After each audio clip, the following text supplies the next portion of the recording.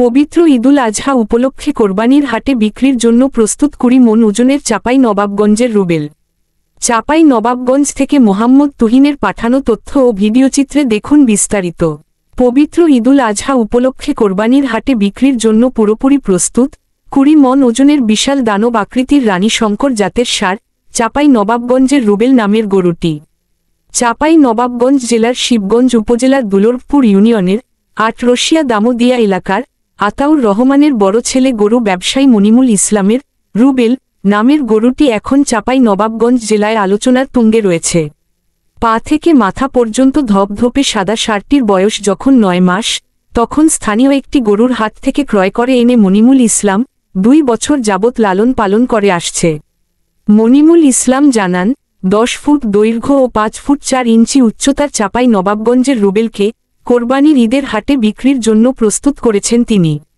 ষাঁড়টির ওজন এখন 20 মণ।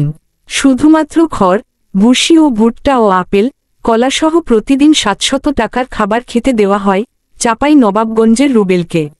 ধপধপে সাদা বর্ণের রুবেলের দাম হাঁকাচ্ছেন 6.5 লাখ টাকা। এর আগে এত বড় ষাঁড় দেখেননি বলে জানান স্থানীয়রা আরও জানান, এটি এই জেলার মধ্যে আমাদের দেখা সবচেয়ে বেশি ওজনের ষাঁড়। এত বড় ষাঁড় আমরা এর আগে কখনো দেখিনি। মনিমুলকে ধন্যবাদ জানাই।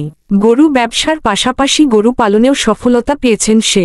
মনিমুল ইসলাম জানান, ওর নাম চাপাই নবাবগঞ্জের রুবেল রেখেছি কারণ আমার ছোট ভাইয়ের নাম রুবেল, তাকে ছোট ভাইয়ের মতো ভালোবাসি, তাই তার নাম রুবেল রাখা হয়েছে।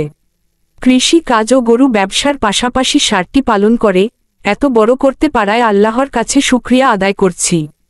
এখন বিক্রি করতে পারলেই হলো। ষাঁড়টিকে এত বড় করতে পারবো সেটা কখনোই ভাবিনি।